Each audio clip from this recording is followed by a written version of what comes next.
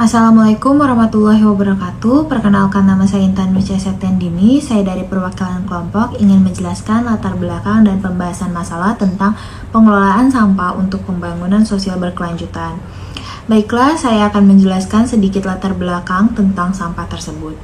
Tempat pembuangan sampah di Indonesia sudah menjalankan fungsinya dengan baik, namun sebagian lagi masih jauh dari kata optimal.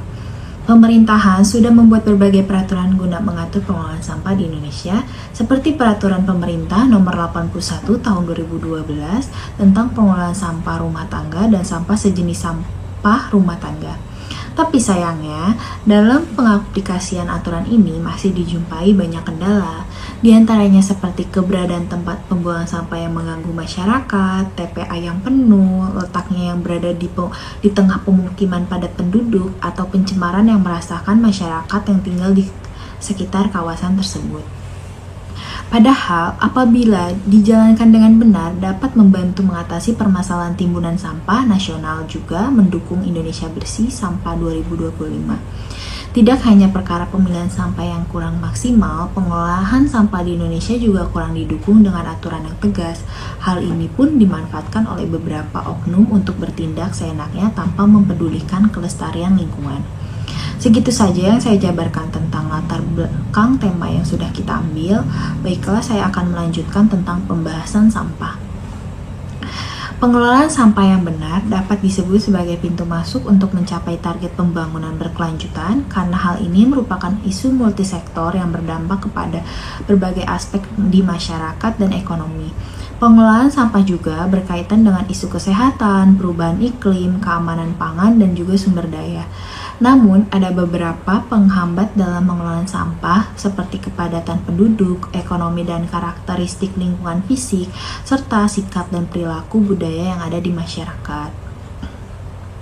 Menurut Undang-Undang Nomor 18 Tahun 2008, sampah yang dikelola adalah sampah rumah tangga dan sampah spesifik.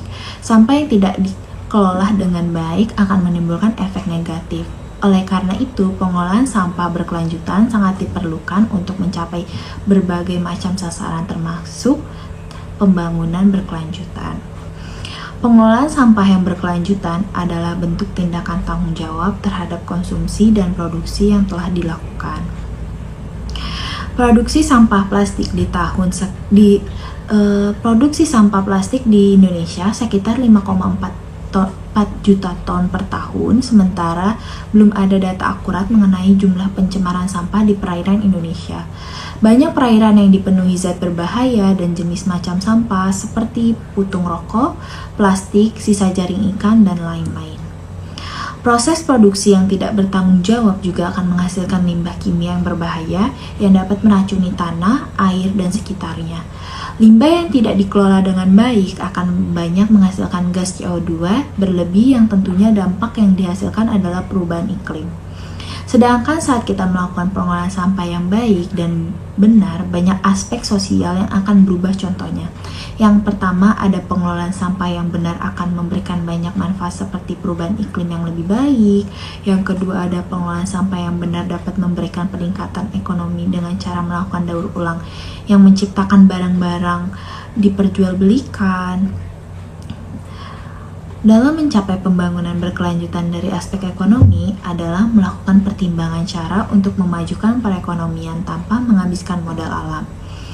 Dalam proses ini dibutuhkan mekanisme yang terstruktur agar dapat melakukan pengelolaan sampah dengan benar dan akan menghasilkan hal yang bermanfaat juga untuk banyak orang. Selesai sudah pembahasan yang sudah saya jabarkan tentang pengelolaan sampah untuk pembangunan sosial berkelanjutan.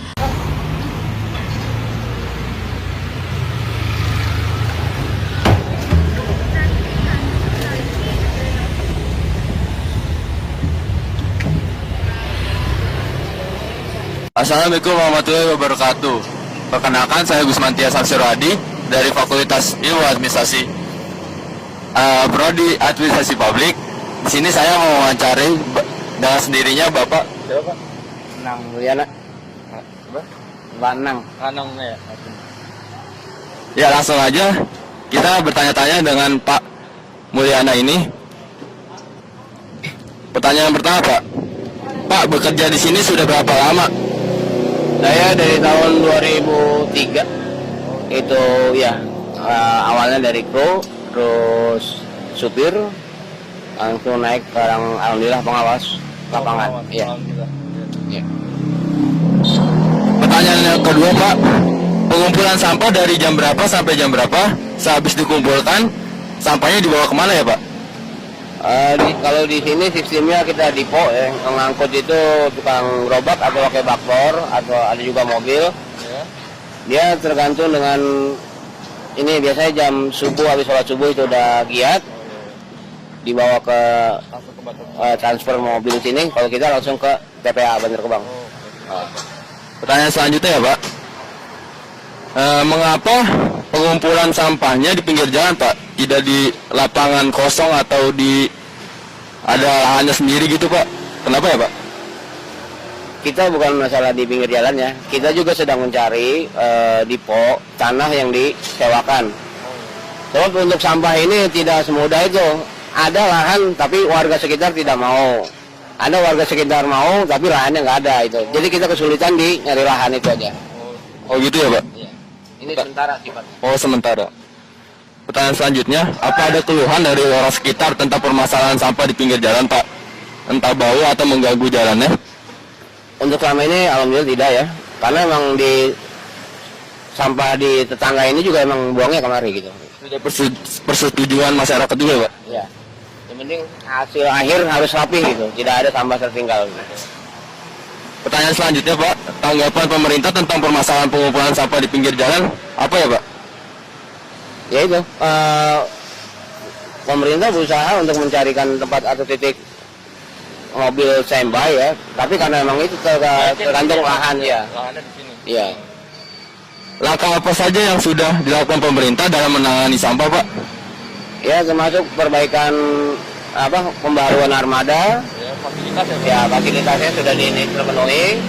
Termasuk juga ada bakpor untuk masuk ke gang-gang yang lebih kecil.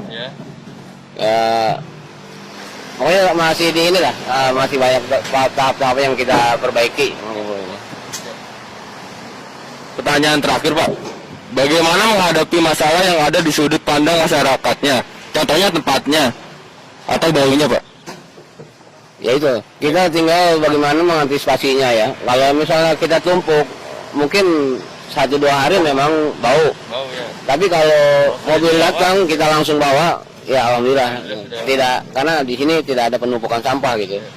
Mobil datang langsung berangkat, langsung bongkar berangkat banget gitu. Jadi tidak ada penumpukan sampah di suatu titik gitu. Kalau memang ada penumpukan sampah suatu titik itu pasti akan menimbulkan bau gitu. Gitu. Ya. Ya, segitu saya pertanyaan dari kami. Selebihnya mohon maaf. Wassalamualaikum warahmatullahi wabarakatuh.